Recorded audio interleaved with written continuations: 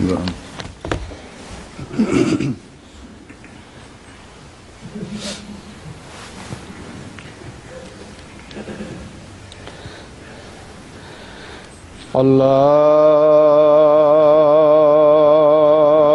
أكبر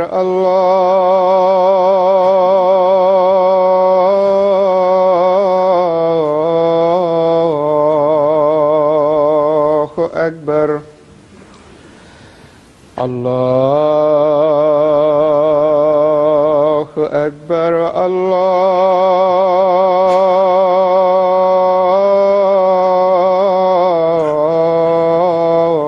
الله أكبر أشهد أن لا إله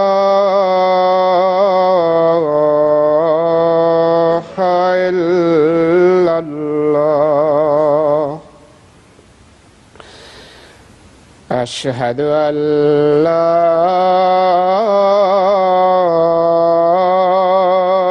إله إلا الله أشهد أن محمدًا رسول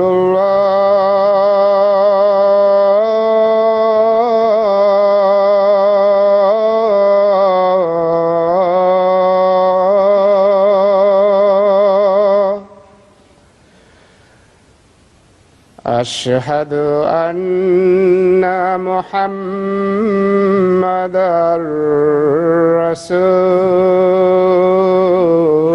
رسول الله حي على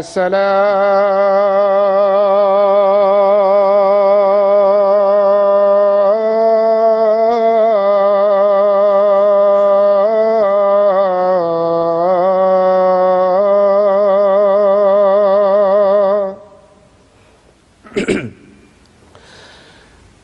حي على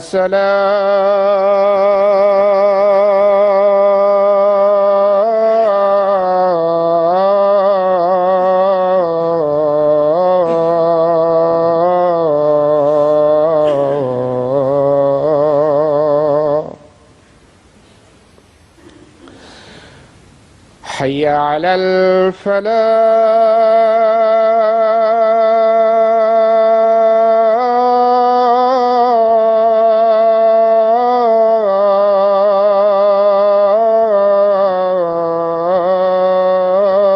الفلاح حي على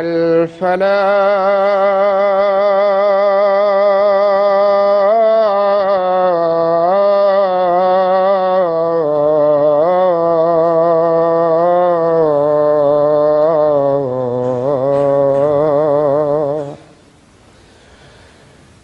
الله أكبر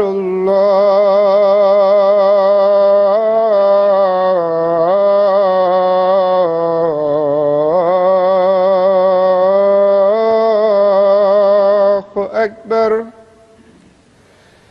لا إله إلا الله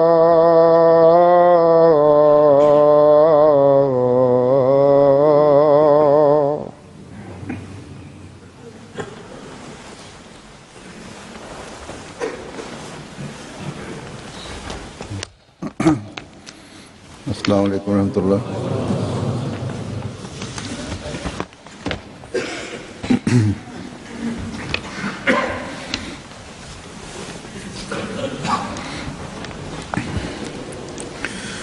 أشهد أن لا إله إلا الله وحده لا شريك له وأشهد أن محمدًا عبده ورسوله أما بعد فأعوذ بالله من الشيطان الرجيم بسم الله الرحمن الرحيم الحمد لله رب العالمين الرحمن الرحيم مالك يوم الدين إياك نعبد وإياك نستعين اهدنا الصراط المستقيم صراط الذين أنعمت عليهم غير المغضوب عليهم ولا الضالين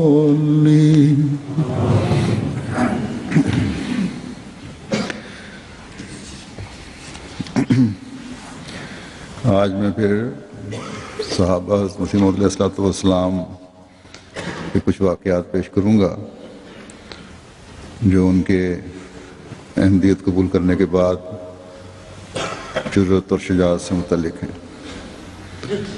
اس دن سے یہ بھی پتہ چلتا ہے کہ کتنی گہرائی میں وہ دین کو سمجھنے، قرآن کو سمجھنے کی کوشش کرتے تھے، اور جب سمجھ آ جاتی تھی ایک دفعہ اور قبول کر لیا تو پھر اس راہ کی ہر تکلیف اور ہر ظلم کو انہوں نے برداشت کیا۔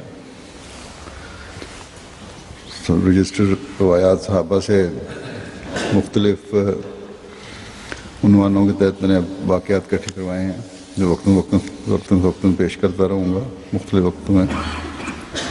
بہرحال اس وقت چند واقعات ہیں جن سے ان کی شجاعت اور دلیری کا بھی اظہار ہوتا ہے۔ میاں عبدالعزیز صاحب المعروف مغل صاحب رضی اللہ تعالیٰ عنہ بیان کرتے ہیں کہ میں اور ایوب بیگ مولوی عبداللہ ٹونکی کے مکان پر گئے اور مولوی عبداللہ کو مرزا ایوب بیگ صاحب نے پوچھا کہ آپ نے ہم کو اور ہمارے آقا کو یعنی حضرت مسیح موعود علیہ الصلوۃ والسلام کو کافر کیوں کہا ہے؟ مولوی صاحب اورینٹل کالج میں عربی کے پروفیسر تھے اور فتویٰ کفر میں انہوں نے بھی اپنی مہر ثبت کی تھی۔ مرزا صاحب کے سوال پر یعنی مرزا ایوب بیگ کے سوال پر اس نے کہا کہ چونکہ فلاں مولوی غلام دستگیر قصوری، مولوی محمد حسین بٹالوی، مولوی نذیر حسین دہلوی، مولوی عبدالجبار غزنوی نے فتویٰ دیا ہے، اس لیے میں نے بھی لکھ دیا۔ تو حضرت مرزا یعقوب بیگ صاحب نے اس کو کہا بڑی دلیری سے کہ چونکہ یہ تمام جہنم میں جائیں اس لیے آپ بھی ساتھ جہنم میں جائیں۔ اس پر کہنے لگا میں نے غلطی کی، میں نے مرزا صاحب کی کتابوں کو نہیں دیکھا۔ اس پر ہم دونوں نے حضرت مسیح موعود علیہ الصلوۃ والسلام کی سب کتابیں جو اس وقت لکھی جا چکی تھیں اس کے گھر جا کر دے آئے اور 3 مہینے کے لیے اس سے کہہ دیا کہ آپ ان کا مطالعہ فرما لیں۔ 3 ماہ کے بعد ہم پھر گئے، پھر کہنے لگا کہ آپ بچے ہیں، یہ نوجوان تھے دونوں، ان کو کہنے لگا کہ آپ بچے ہیں، ابھی آپ نہیں سمجھ سکتے۔ مرزا ایوب بیگ نے کہتے ہیں انہوں نے کہا کہ بی اے پاس تو میں ہوں، پڑھا لکھا ہوں، بی اے پاس ہوں، مگر انگریزی آپ نے پڑھنی ہے تو مجھ سے پڑھ سکتے ہیں، اگر انگریزی آپ نے پڑھنی ہے تو مجھ سے پڑھ سکتے ہیں، اگر مجھے کبھی عربی پڑھنے کی ضرورت ہوئی تو آپ سے پڑھ لوں گا، اگر ہم آپ کے خیال میں بچے ہی ہیں تو بچوں پر تو کوئی حساب کتاب ہی نہیں، کیا آپ ایسا ہمیں لکھ کر دے سکتے ہیں؟ پھر ہم وہاں سے آ گئے۔ کہتے ہیں کہ تیسری دفعہ ہم پھر گئے اور خواجہ کمال الدین کے خسر خلیفہ رجب الدین کو ساتھ لے گئے کیونکہ وہ بوڑھا تھا۔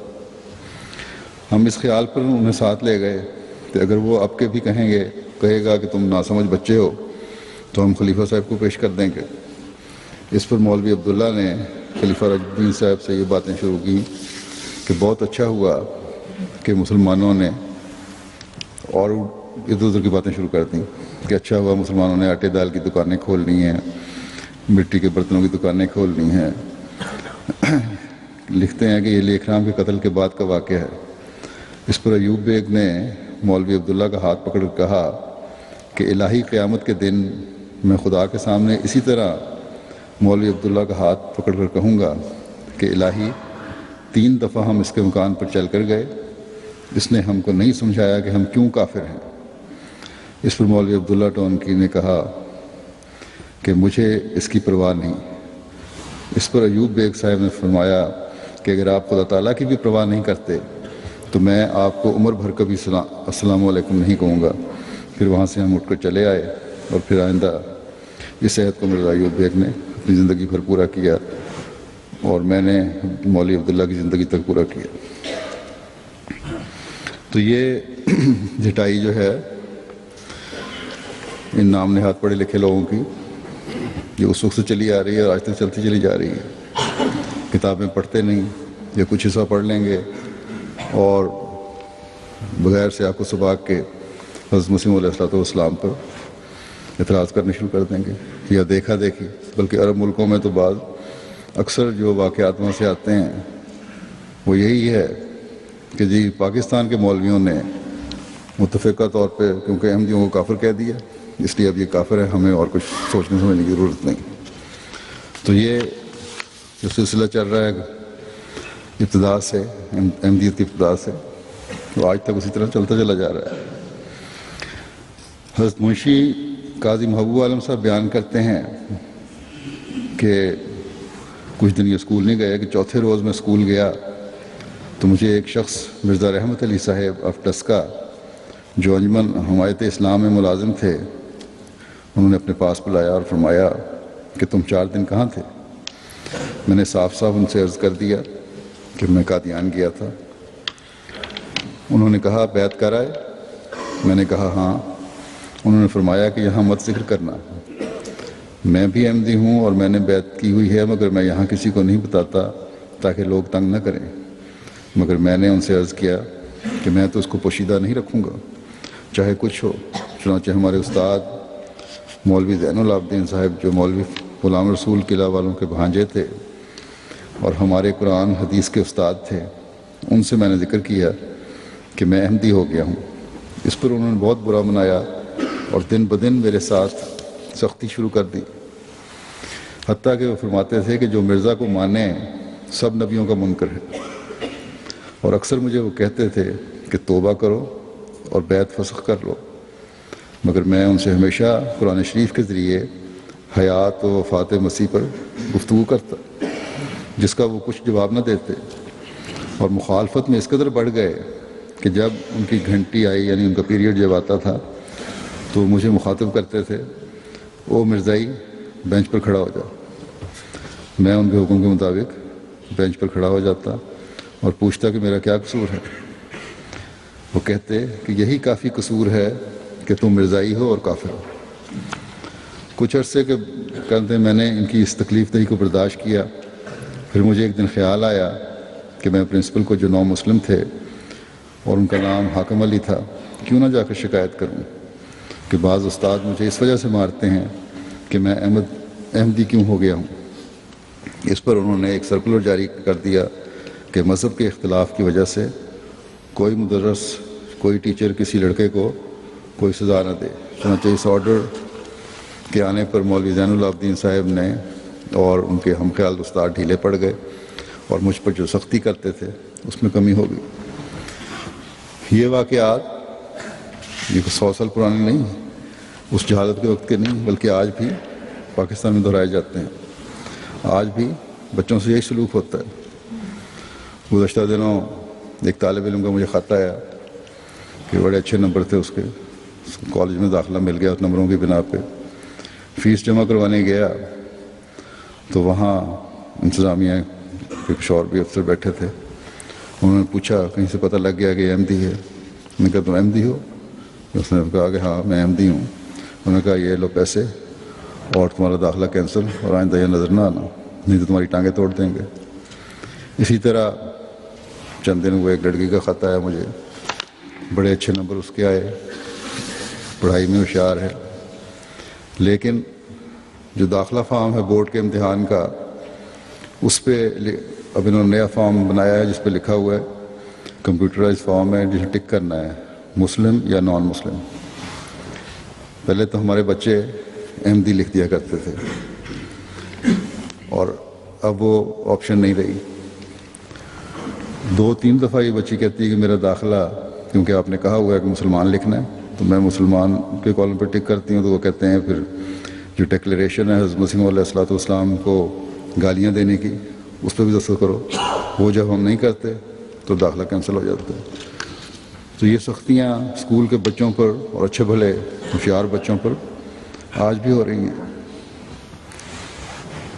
وہاں تو پرنسپل انصاف پسند تھا، کچھ انصاف کیا اس نے اور یہ سختی بند ہو گئی ان پہ، لیکن آج کل تو حکومتی قانون کے تحت یہ بے انصافی کی جا رہی ہے اور انتہا تک کی جا رہی ہے، اور کافی اور بچے بھی ہیں جو اس لحاظ سے متاثر ہو رہے ہیں۔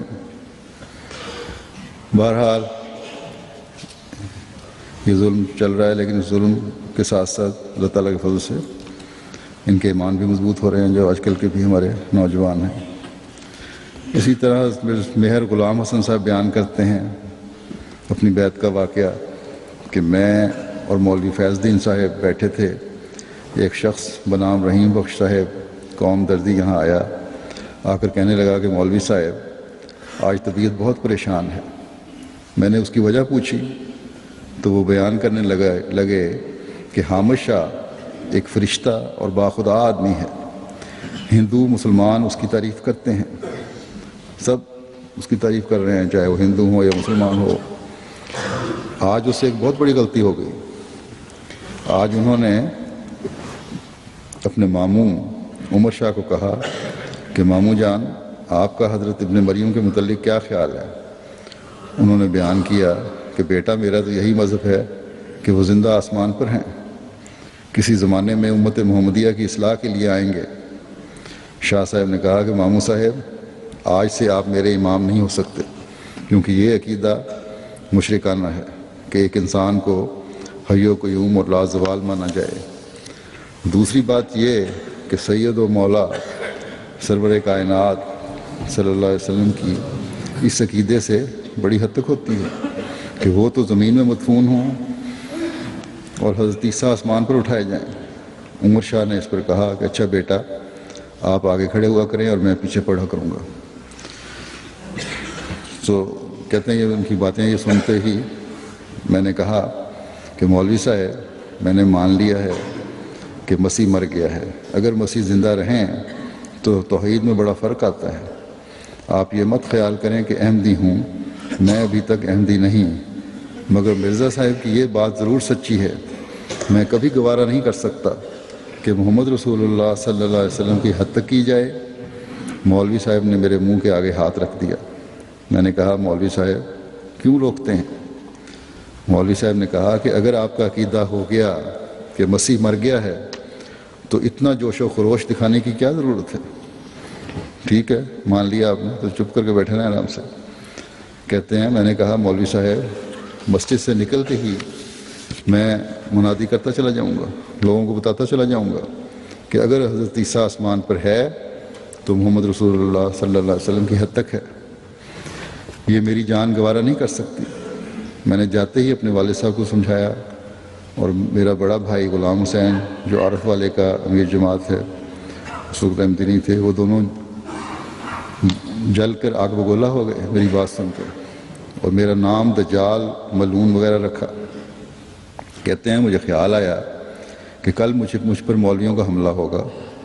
میں نے رات کے وقت اس احمدی کو جس کو ہم نے مسجد سے روکا تھا ایک نوکر کے ذریعے بلایا۔ ابھی یہ احمدی نہیں ہوئے تھے لیکن اپنا عقیدہ بیان کر رہے ہیں۔ کہتے ہیں میں نے جب عقیدہ بیان کیا تو پھر مجھے خیال آیا کہ اب والدین سے بھی اور بھائی سے بھی ڈانٹ ڈپٹ ہو چکی ہے، اب مولوی بھی میرے پیچھے پڑیں گے۔ تو میں نے اس احمدی کو بلوایا جس کو ہم نے مسجد سے نکالا تھا، اس وجہ سے میں نے اس سے پوچھا کہ کیا مرزا صاحب نے وفات مسیح پر کوئی دلیل بھی دی ہے یا یوں ہی کہہ دیا ہے؟ اس نے کہا کہ 30 آیات پیش کی ہیں۔ میں نے حیران ہو کر کہا کہ ہم دن رات قرآن پڑھتے ہیں اور ہمیں معلوم نہیں، یہ کیا بات ہے؟ ایک ہی آیت ہمیں بتا دو۔ اس نے 7ویں پارے کی آیت فلما توفیتنی بتا دی۔ میں نے کہا اب میری تسلی ہو گئی، اب کوئی مولوی میرا مقابلہ نہیں کر سکے گا۔ فجر کے وقت مولوی غلام حسن صاحب اور مولوی فیض دین صاحب اور 2-3 اور آدمی میرے بھائی کے ہمراہ آئے۔ میں مسجد کے دروازے میں کھڑا تھا کہ یہ جا پہنچے۔ مولوی غلام حسن نے کہا کہ مسیح کے آپ کیوں دشمن ہوئے ہیں؟ میں نے کہا مولوی صاحب میں نے کیا دشمنی کی؟ وہ کہنے لگے کہ آپ کا بھائی کہتا ہے کہ یہ مسیح کی موت کا قائل ہو گیا ہے، یعنی اس بھائی نے شکایت کی تھی۔ تو میں نے کہا مولوی صاحب کیا کریں، وہ تو خود اپنی موت کا اقرار کر رہا ہے اور آپ کی مثال مدعی سست اور گواہ چست کی ہے۔ مولوی صاحب نے کہا کہاں لکھا ہوا ہے کہ مسیح نے خود اقرار کیا ہے اپنی وفات کا؟ میں نے کہا قرآن میں۔ وہ کہنے لگا کہ کون سا قرآن جو مرزا صاحب نے بنا دیا؟ میں نے کہا مولوی صاحب ذرا ہوش سے بولیں، خدا پر حملہ کر رہے ہیں، کیونکہ اللہ تعالیٰ تو فرماتا ہے کہ میرے قرآن کی کوئی مثل نہیں لا سکتا، اور آپ یہ کہہ رہے ہیں کہ مرزا صاحب نے بنا دیا قرآن کریم، کچھ تو ہوش کریں۔ کہنے لگے کہاں لکھا ہے؟ میں نے 7ویں پارے کی آیت پڑھی۔ کہنے لگے ہم تمہیں ایک ہی گر بتاتے ہیں کہ ان بے ایمانوں یعنی احمدیوں کے ساتھ بات نہ کی جائے، تبھی تم بچ سکتے ہو، اور کوئی گر نہیں ہے۔ بلکہ نظر کے ساتھ نظر نہ ملائی جائے، اگر نظر ملاؤ گے تو بھی اثر ہو جاتا ہے۔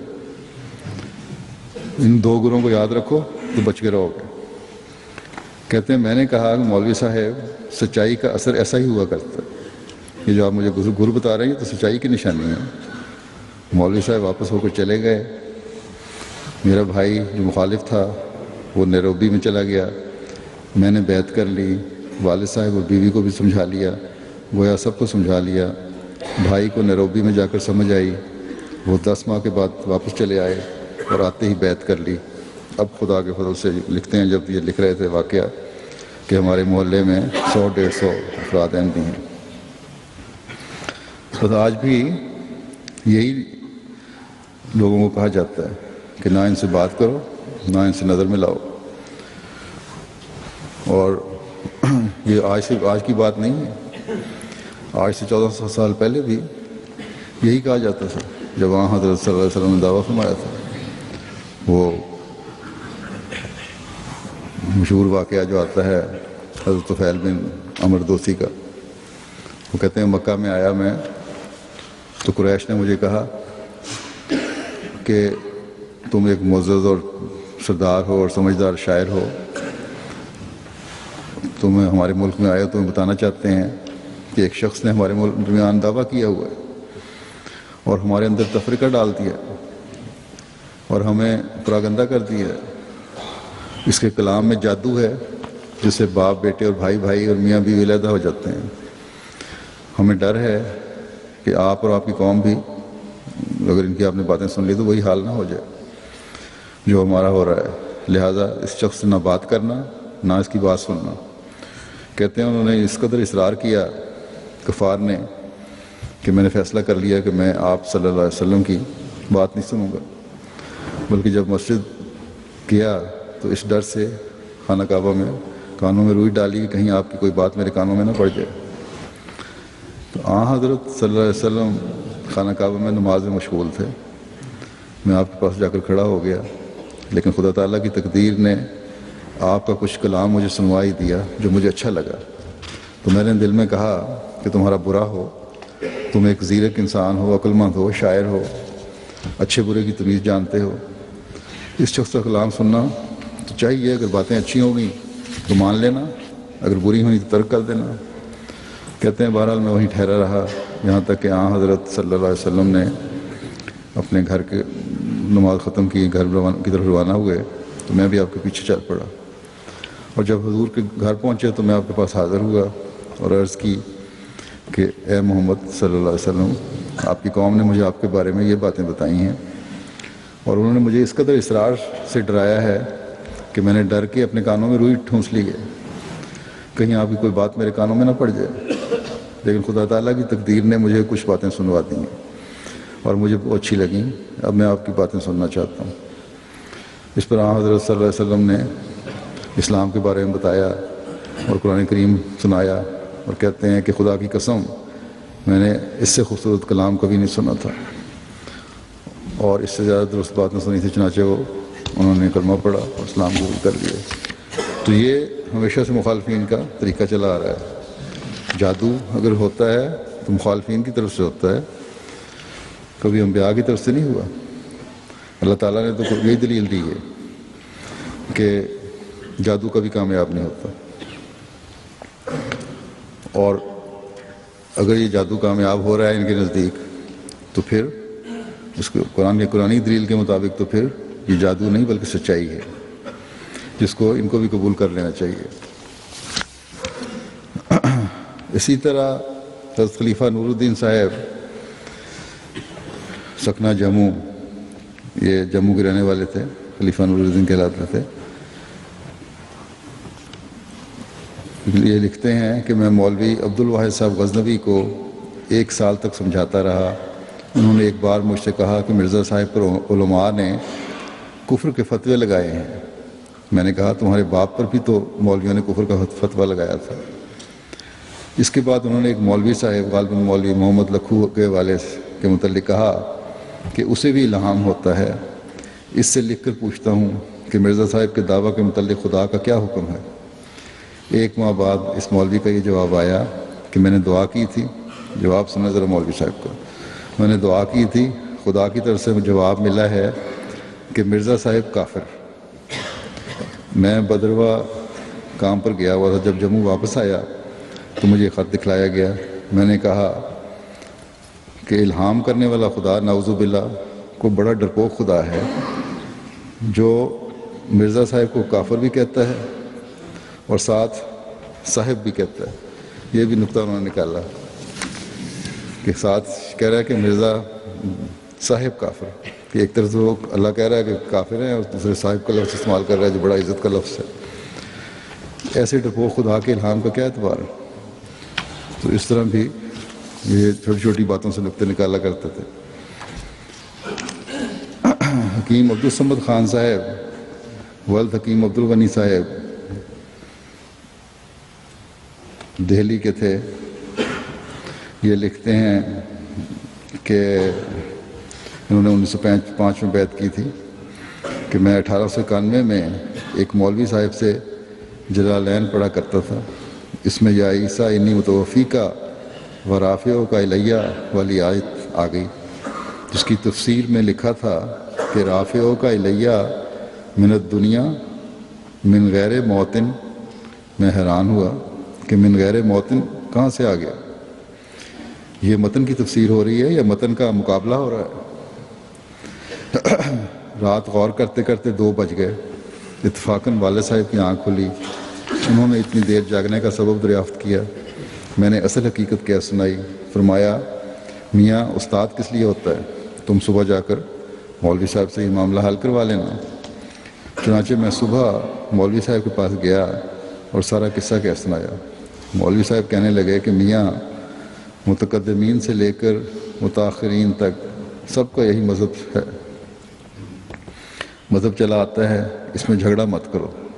یہ شروع سے یہی مسئلہ چلا آ رہا ہے، چھوڑو اس کو۔ مگر میں نے کہا کہ جب تک میری سمجھ میں نہ آئے میں آگے ہرگز نہیں چلوں گا۔ اس پر وہ بہت ناراض ہوئے۔ میرے والد صاحب کو بھی بلوایا، مگر انہوں نے کہا کہ آپ استاد ہیں اور یہ شاگرد۔ میرے استاد کو کہہ دیا کہ تم استاد ہو، یہ تمہارا شاگرد ہے، تمہارے پاس پڑھنے بھیجا میں نے، آپ جانیں اور آپ کا کام جانیں، میں اس میں دخل نہیں دیتا۔ یہ کہہ کر والد صاحب تو اٹھ کے چلے گئے۔ مولوی صاحب نے پھر مجھے کہنا شروع کیا کہ پڑھو۔ میں نے کہا جب تک آپ سمجھائیں نہ میں کیسے پڑھ سکتا ہوں؟ اس پر مولوی صاحب کو غصہ آیا۔ انہوں نے مجھے ایک تھپڑ مار کر کہا کہ اگر تجھے جنون ہوا ہے، ایک تجھے جنون ہوا ہے اور ایک مرزا کو۔ میں حیران ہوا کہ یہ مرزا کون ہے؟ ان کی واقفیت بھی نہیں تھی اس وقت۔ حضرت مسیح علیہ الصلوۃ والسلام کا پیغام بھی نہیں سننا تھا. کہتے ہیں میں حیران ہو گیا اس بات پہ کہ مرزا کون ہے. ساتھ ہی میرے دل میں یہ خیال پیدا ہوا کہ میں کسی اصل پر قائم ہوں. بہرحال یہ میرا خیال نہیں ہے بلکہ کوئی اس کی بنیاد ہے جو میرے دل میں یہ خیال آیا، اور لوگ بھی ہیں جو اس پہ یہ خیال رکھتے ہیں. تو یوں ہی میں نے وقت ضائع نہیں کیا. اس پر میں نے مولوی صاحب کو کہا کہ آپ جب تک سمجھائیں گے نہیں میں آگے نہیں چلوں گا. یہ دین ہے اور دین میں جبر جائز نہیں. آج آپ تھپڑ مار کر مجھے اپنے مذہب پر کر لیں گے، کل کو کوئی اور مولوی صاحب 2 تھپڑ مار کر اس کے مخالف کہلوا لیں گے، اور پرسوں کوئی 3 تھپڑ مار کر اس کے بھی خلاف کہلوا لے گا. تو یہ کیا مذاق ہے؟ میں ہرگز نہیں پڑھوں گا. تو یہ اس سے بھی یہی ظاہر ہوتا ہے کہ یوں ہی نہیں مان لیا کرتے تھے ہر بات کو. پرانے لوگ بڑی گہرائی میں جایا کرتے تھے. کہتے ہیں اس جھگڑے میں 11 بج گئے مگر میں نے نہ پڑھنا تھا نہ پڑھا. شام کو دوسرے استاد کے پاس گیا. اس نے بھی کہا کہ ایک تجھے جنون ہوا ہے اور ایک مرزا کو. پھر اس نے وہی بات دہرائی کہ ایک تم یہ بات کر رہے ہو، اس کا مطلب پوچھ رہے ہو، دوسرا ایک اور شخص ہے، یعنی حضرت مسیح موعود کا حوالہ دیا مرزا کہہ کے. کہتے ہیں اس سے میرا دل اور مضبوط ہو گیا کہ میری بات کمزور نہیں ہے. پھر تیسرے استاد مولوی عبدالوہاب صاحب کے پاس گیا. انہوں نے کہا یہ تو بڑا قصہ ہے، اس کا تو مدعی موجود ہے جو کہتا ہے حضرت عیسیٰ فوت ہو گئے ہیں اور جس عیسیٰ کی آمد کا لوگ انتظار کر رہے ہیں وہ میں ہوں. میں نے کہا پہلی بات تو میری سمجھ میں آ گئی ہے مگر دوسری کا ابھی پتہ نہیں لگا. انہوں نے کہا کہ میں پنجاب میں گیا تھا، 22 دن وہاں رہا. ان کا ایک مرید مولانا نور الدین ہے. حکمت میں تو اس کا کوئی ثانی نہیں، اور میں نے اس کے دینی درسوں کو بھی سنا ہے. بڑے بڑے مولوی اس کے سامنے دم نہیں مار سکتے. انہوں نے اپنی بیعت کا ذکر نہ کیا. گو بیعت کر آئے تھے یہ مولوی صاحب، لیکن اس کے سامنے، اس نوجوان کے سامنے ذکر نہیں کیا بیعت کا، کیونکہ وہ مخالفت سے ڈرتے تھے. مجھے کہنے لگے کہ اونچا مت بولو، مولوی عبدالغفور صاحب سن لیں گے. کوئی دوسرے مولوی تھے جو وہاں بیٹھے ہوئے تھے غیر احمدی، وہ سن لیں گے. میں نے کہا مجھے اس بات کی کوئی پرواہ نہیں، میں صداقت کے اظہار سے کیسے رک سکتا ہوں. خیر اسی طرح پڑھتے پڑھتے 1905 کا زمانہ آ گیا. کہتے ہیں میں پڑھائی جاری رکھی. 1905 آ گیا سال. حضرت صاحب دہلی تشریف لے گئے اور الف خان صاحب سیاہی والے کے وسیع مکان میں فروکش ہوئے. ہزارہ لوگ آپ کو دیکھنے کے لیے گئے. میں بھی گیا. میں مخالف مولویوں کے ساتھ گیا. ان میں طلباء زیادہ تھے اور ہمارے سرگنا مولوی مشتاق علی تھے. انہوں نے حضرت صاحب پر کچھ اعتراض کرنے شروع کیے، جس پر حضرت صاحب نے فرمایا کہ آپ ٹھہر جائیں، اور حضرت مفتی صادق صاحب سے کاغذ اور قلم دوات لے کر ایک مضمون لکھا اور وہ مولوی مشتاق علی صاحب کو دیا کہ آپ اسے پڑھ لیں. اگر کوئی لفظ سمجھ نہ آئے تو مجھ سے دریافت کر لیں اور ساتھ ہی اس کا جواب بھی لکھ لیں. حضرت مسیح علیہ السلام نے وہیں ایک مضمون چھوٹا سا لکھا، اس غیر احمدی مولوی کو دیا کہ اسے پڑھ لیں اور سمجھ نہ آئے تو مجھ سے پوچھ لیں، اور ساتھ اس کا آپ خود جو میں نے مضمون لکھا ہے اس کا جواب مجھے جواب لکھ دیں. اور پھر یہ کہا حضرت مسیح علیہ السلام نے کہ پہلے اس غیر احمدی مولوی کو کہ پہلے آپ میرا مضمون سنا دیں خود ہی پڑھ کے، اس کے بعد اس کا جواب جو آپ لکھیں گے وہ سنا دیں. تو مولوی صاحب نے بغیر جواب لکھے حضرت مسیح موعود علیہ السلام کا مضمون سنانا شروع کر دیا. حضرت صاحب نے پھر فرمایا کہ اگر جواب آپ لکھ لیتے تو اچھا تھا، خود بھی اس کا جواب لکھ لیتے تاکہ وقت نہ ضائع ہوتا. مگر انہوں نے کہا نہیں. حضرت مسیح موعود علیہ السلام کا مضمون پڑھنا شروع کر دیا کہ میں زبانی جواب دے دوں گا، مجھے لکھنے کی ضرورت نہیں ہے آپ کے اس مضمون کے جواب کی. خیر انہوں نے حضرت صاحب کا مضمون پڑھ کر سنا دیا، اور اس کے بعد جب سنا دیا سارا مضمون پڑھ کے تو دیر تک خاموش کھڑے رہے، جواب نہیں دے سکے. ساتھ کے طلباء میں سے بعض نے کہا کہ اگر ہم کو یہ معلوم ہوتا کہ آپ جواب نہیں دے سکیں گے تو ہم کسی اور کو سرگنا بنا لیتے. آپ نے ہمیں بھی شرمندہ کیا. اس پر مولوی صاحب نے ایک طالب علم کو تھپڑ مارا. جواب تو آیا نہیں، غصے میں تھپڑ مار دیا۔ اس نے مولوی صاحب کو مارا، اس نے بھی جواب میں آگے سے مار دیا۔ مفتی صاحب نے احمدی، ہمارے مفتی محمد صادق صاحب تھے، انہوں نے ان دونوں غیر احمدیوں کی لڑائی چھڑا دیا۔ اس کے بعد حضرت مسیح علیہ السلام کی تقریر شروع ہو گئی، اور حضرت صاحب کی تقریر میں لوگوں نے کچھ شور کیا۔ جماعت کے لوگوں نے حضرت صاحب کے گرد گھیرا ڈال لیا۔ اس میں کچھ تھوڑی سی جگہ کھلی رہ گئی۔ کہتے ہیں میں وہاں جا کے کھڑا ہو گیا، ابھی احمدی نہیں ہوئے تھے یہ۔ تو اکبر خان ایک احمدی چپڑاسی تھے، انہوں نے مجھ کو مخالف سمجھ کر دھکا دے کر وہاں سے ہٹا دیا۔ تھوڑی دیر کے بعد پھر میں وہاں کھڑا ہو گیا۔ دل میں تھوڑی سی ایک محبت پیدا ہو چکی تھی حضرت مسیح علیہ السلام کے لیے، اس لیے وہ خالی جگہ دیکھ کے وہاں کھڑے ہو گئے، کوئی نقصان نہ پہنچائے۔ کہتے ہیں اس نے پھر مجھے دھکا دیا۔ دھکا دینے کے لیے آگے بڑھے، جب وہ دوبارہ، تو حضرت مولوی نور الدین صاحب خلیفہ اول نے ان کو روکا کہ کیوں دھکا دیتے ہو؟ اکبر خان نے کہا کہ حضور یہ مخالف ہے۔ مولوی صاحب نے کہا کہ تم نے اس کا دل چیر کر دیکھ لیا ہے، جو آتا ہے اس کو آنے دو۔ اس کے بعد مولوی چمریا والا کھڑا ہو گیا، وہ بھی کوئی نام تھا مولوی چمریا والا۔ اس نے حضرت صاحب کے متعلق بعض بیہودہ الفاظ کہے۔ اس پر میں نے کہا کہ او چمریا والے، زیادہ بکواس کی تو تیری زبان پکڑ کر کھینچ لوں گا۔ اس پر حافظ عبد المجید نے اس کو منع کیا کہ اس وقت اپنی فوج کی سپاہ بگڑ رہی ہے، کہ اپنے لوگ جو ہیں اس وقت خاموش رہو اور اخلاق کے دائرے سے باہر نہ نکلو، کیونکہ اپنے لوگ جو ہیں وہ بگڑ رہے ہیں، ہمیں اپنوں سے ہی مار پڑ جانی ہے، اس لیے خاموش کھڑے رہو، لہٰذا تم خاموش رہو۔ کہتے ہیں حضرت صاحب نے تقریر میں فرمایا کہ اللہ تعالیٰ نے مجھے مسیح موعود بنا کر بھیجا ہے، اور فرمایا کہ جو لوگ اپنی کم علمی کی وجہ سے میرے متعلق فیصلہ نہیں کر سکتے، وہ اس دعا کو کثرت سے پڑھیں جو اللہ تعالیٰ نے ان کی 5 وقتہ نمازوں میں بتلائی ہے، کہ اہدنا الصراط المستقیم صراط الذین انعمت علیہم۔ چلتے پھرتے، اٹھتے بیٹھتے، ہر وقت کثرت سے پڑھیں۔ زیادہ سے زیادہ 40 روز تک اگر نیک نیتی سے پڑھیں گے تو اللہ تعالیٰ ان پر حق ظاہر کر دے گا۔ کہ میں نے تو، کہتے ہیں میں نے تو اسی وقت سے شروع کر دیا، مجھ پر تو ہفتہ گزرنے سے پہلے ہی حق کھل گیا۔ میں نے دیکھا کہ حامد کے محلہ کی مسجد میں ہوں، حامد کے جگہ کا نام ہے، محلہ حامد کے محلے کا نام ہے، کہ مسجد میں ہوں، وہاں حضرت مسیح علیہ السلام تشریف لائے ہیں، خواب میں دیکھا انہوں نے۔ میں حضرت صاحب کی طرف مسافہ کرنے کے لیے بڑھنا چاہتا تھا کہ ایک نابینا مولوی نے مجھ کو روکا۔ دوسری طرف سے میں نے بڑھنا چاہا تو اس نے ادھر سے بھی روک لیا۔ پھر تیسری طرف مرتبہ میں نے آگے بڑھ کر مسافہ کرنا چاہا تو اس نے پھر مجھ کو پھر روکا۔ تب مجھے غصہ آ گیا اور میں نے اسے مارنے کے لیے ہاتھ اٹھایا۔ حضرت صاحب نے خواب بتا رہے ہیں کہ حضرت صاحب نے خواب میں مجھے فرمایا کہ نہیں، غصہ نہ کرو، مارو نہیں۔ میں نے عرض کیا کہ حضور، میں تو حضور سے مسافہ کرنا چاہتا ہوں اور یہ مجھ کو روکتا ہے۔ اتنے میں میری آنکھ کھل گئی۔ میں نے صبح میر قاسم علی صاحب اور مولوی محبوب احمد اور مستری قادر بخش کے سامنے یہ واقعہ بیان کیا۔ میر صاحب نے کہا اسے لکھ دو، میں نے لکھ دیا۔ انہوں نے کہا کہ اس کے نیچے لکھ دو کہ میں اپنے اس خواب کو حضور کی خدمت میں ذریعہ بیعت قرار دیتا ہوں۔ میں نے لکھ دیا۔ مولوی محبوب احمد صاحب جو غیر احمدی تھے، انہوں نے کہا کہ تم کو اپنے والد کا مزاج بھی معلوم ہے،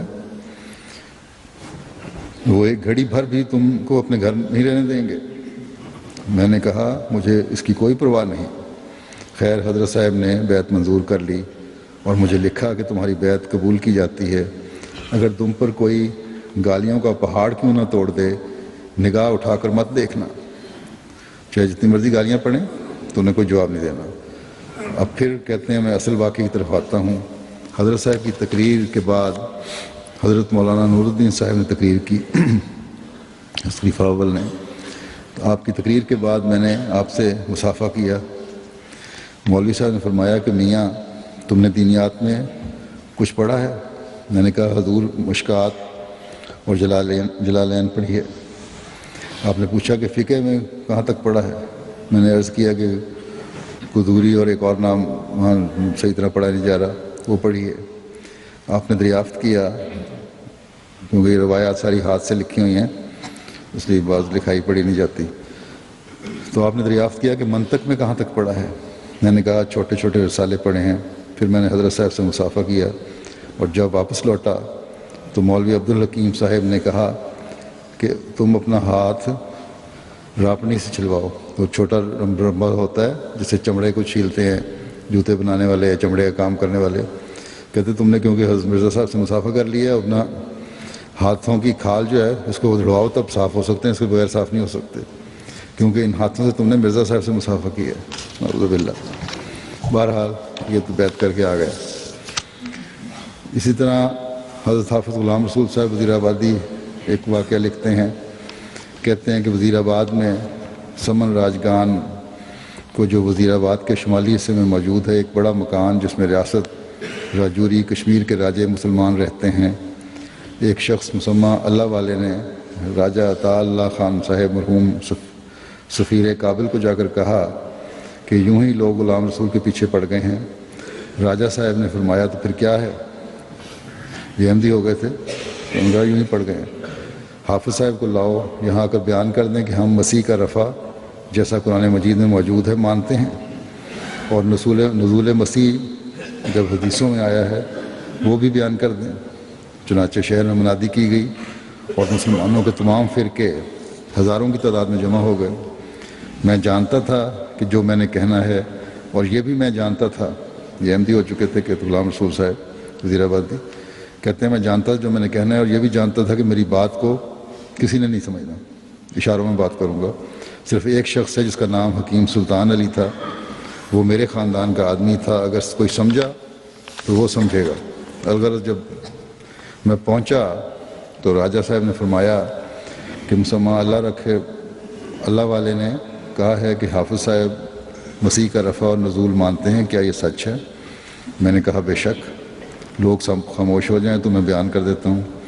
چنانچہ جب سب خاموش ہو گئے، ہزارہ کے مجمع میں اکیلا تھا، یہ احمدی تھا۔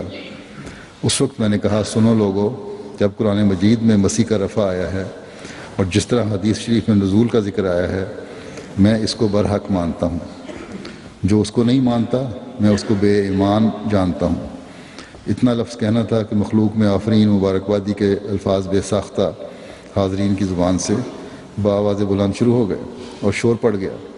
میں نے اس وقت جلدی مجلس سے نکلنا غنیمت سمجھا اور نکل گیا، مگر میرے نکل آنے کے بعد اس شخص حکیم سلطان علی نے میرے خیال کے مطابق جبکہ میں نے سوچا ہوا تھا، جیسا کہ میں نے سوچا ہوا تھا، راجہ صاحب کو کہہ دیا کہ تم لوگوں نے کچھ نہیں سمجھا، وہ تمہاری آنکھوں میں خاک جھونک کر چلا گیا، اس کو پھر بلاؤ۔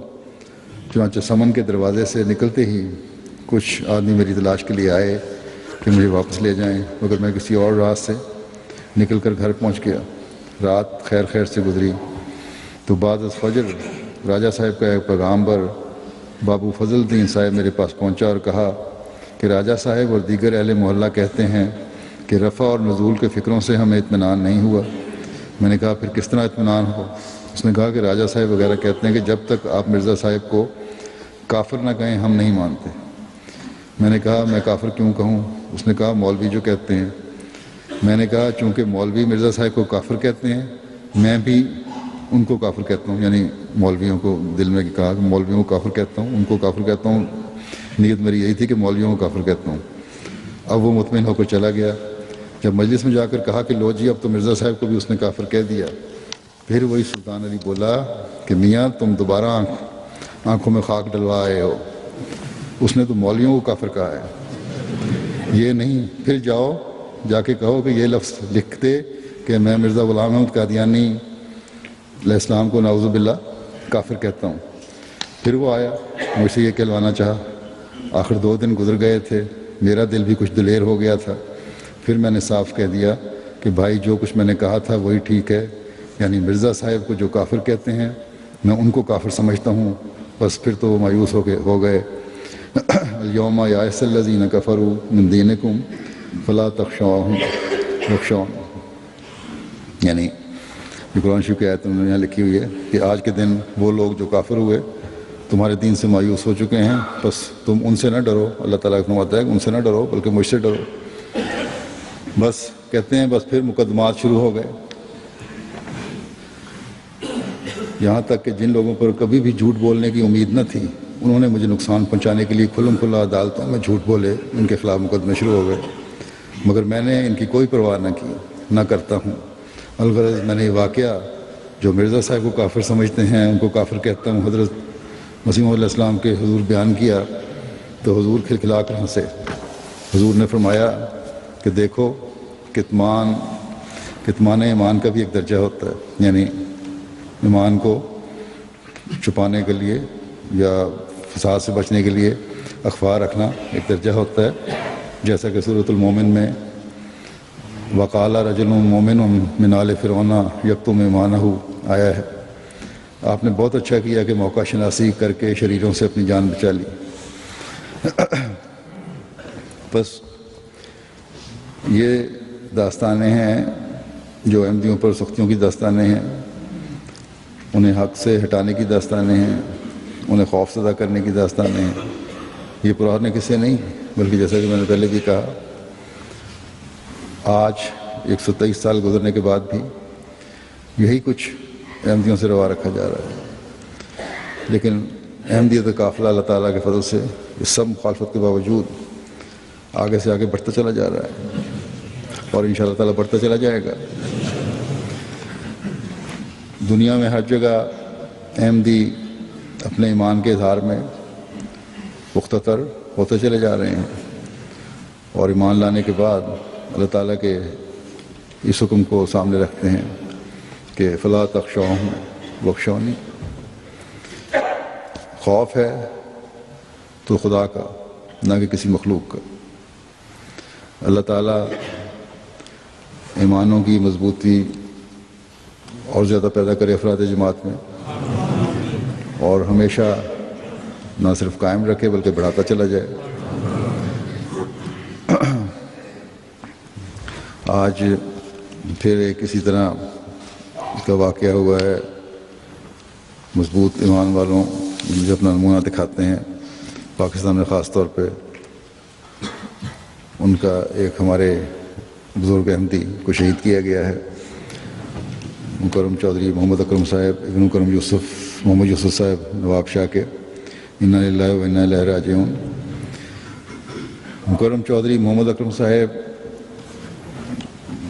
کے خاندان کا تعلق گوکھوال ضلع فیصل آباد سے ہے۔ آپ کے خاندان میں احمدیت کا نفوذ آپ کے دادا حضرت میاں غلام قادر صاحب رضی اللہ تعالیٰ عنہ کی بیعت سے ہوا، جنہوں نے حضرت مسیح موعود علیہ السلام کے ہاتھ پر بیعت کی تھی۔ چودھری محمد اکرم صاحب کی پیدائش گوکھوال ضلع فیصل آباد کی ہے۔ آپ کی عمر 80 سال تھی جب آپ کی شہادت ہوئی ہے، کل یا پرسوں ہوئی ہے۔ آپ اپنے دیگر بھائیوں اور والد صاحب کے ساتھ آبائی زمین جو کہ جھول خانپور میں تھی وہاں ذمہ دارہ کرتے تھے، پھر 1960 میں زمینیں بیچ کے نواب شاہ چلے گئے۔ 2005 میں آپ نے اہلیہ کے ساتھ آسٹریلیا شفٹ ہو گئے کیونکہ وہاں ان کے بچے تھے، اور گزشتہ سال نومبر سے پاکستان آئے ہوئے تھے کہ یہ حادثہ پیش آیا۔ 29 فروری 2012 کو آپ اپنے نواسے عزیز منیب احمد ابن مکرم رفیق احمد صاحب کے ساتھ دوپہر تقریباً 1 بجے، جو ان کے داماد کی دکان تھی، وہاں سے واپس گھر آ رہے تھے نواب شاہ میں۔ جب گھر کے نزدیک پہنچے ہیں تو ایک موٹر سائیکل پر دو نامعلوم افراد نے آپ پر فائرنگ کر دی، جس کے نتیجے میں آپ زخمی ہو گئے۔ ہسپتال لے جاتے ہوئے راستے میں راہ مولا میں جان قربان کر دی۔ انا للہ و انا الیہ راجعون۔ آپ کے ساتھ آپ کے نواسے کو بھی کولے کے اوپر گولی لگی اور پھر وہاں سے گزر کے آنتوں میں چلی گئی، آنتوں کو متاثر کیا ہے، اس کا آپریشن ہو چکا ہے اور اس وقت ہسپتال میں ICU وارڈ میں داخل ہے۔ اللہ تعالیٰ اس کو صحت و سلامتی والی زندگی عطا فرمائے۔ شہید مرحوم نے 1960 میں نواب شاہ شفٹ ہونے کے بعد اپنے کاروبار کے ساتھ جماعتی طور پر بھی بہت خدمت کی ہے۔ اس وقت سے لمبا عرصہ انہوں نے خدمت کی توفیق پائی۔ تقریباً 35 سال تک بطور سیکریٹری مال نواب شاہ ضلع اور شہر کے فرائض سر انجام دیتے رہے۔ اسی طرح نائب امیر ضلع کے طور پر بھی خدمات بجا لاتے رہے۔ شہید مرحوم اعلیٰ اخلاق کے مالک تھے، عبادت گزار، تہجد باقاعدہ بجٹ کو باقاعدہ اہتمام کرنے والے انتہائی زیرک اور معاملہ فہم انسان تھے. اور بعض لوگوں نے مجھے بتایا ہے چندوں سیکٹری مال جب رہے ہیں تو کبھی یہ نہیں ہوا اگر کسی نے کہا نا کہ میں نے چندہ دینا ہے تو فون پہ بھی اطلاع دی کہ آج میں چندہ دینا ہے تو اس کے بجائے اس کے کہ اس کو کہتے کہ تم لے آؤ میرے پاس، خود اس کے گھر پہنچ جاتے تھے اور فوری طور پر چندہ وصول کر کے رسید کاٹا کرتے تھے. جماعت کا درد رکھنے والے تھے، فلاحی کاموں میں بڑا بڑھ چڑھ کر حصہ لیتے تھے، خلافت سے عشق رکھنے والے، خطبات کو بڑے غور سے شوق سے سنتے تھے باقاعدہ. صدر صاحب جماعت نواب شاہ شہر بیان کرتے ہیں کہ آپ میں عہدے داران کی اطاعت کا جذبہ بہت زیادہ تھا.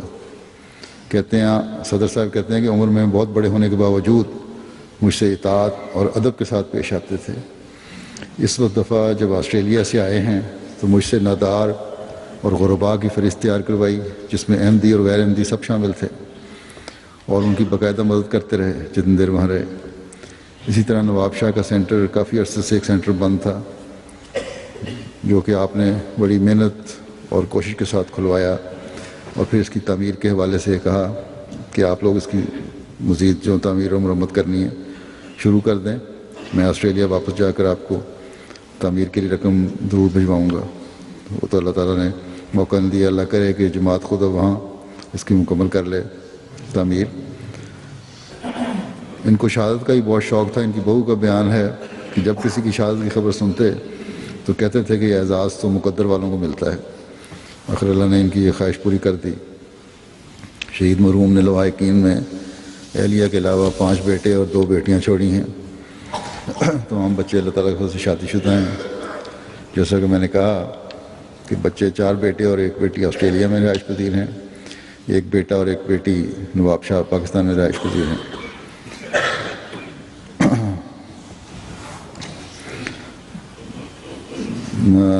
ان کے جو نواسے کے بارے میں نے کہا تھا، اکرم صاحب کے زخمی نواسے عزیز منیم احمد کی عمر 18-19 سال ہے اور وہ 2nd ایئر کا طالب علم ہے.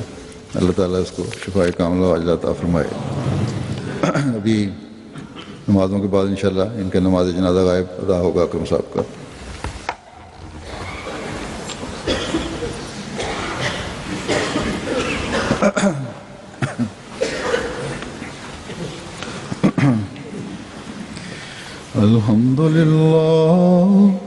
الحمد لله نحمده ونستعينه ونستغفره ونؤمن به ونتوكل عليه ونعوذ بالله من شرور أنفسنا ومن سيئات أعمالنا. من يهده الله فلا مضل له ومن يضلل فلا هادي له. ونشهد أن لا إله إلا الله ونشهد أن محمدا عبده ورسوله. عباد الله رحمكم الله إن الله يأمر بالعدل والإحسان وإيتاء ذي القربى وينهى عن الفحشاء والمنكر والبغي يعظكم لعلكم تذكرون. اذكروا الله يذكركم وادعوه يستجب لكم ولذكر الله أكبر.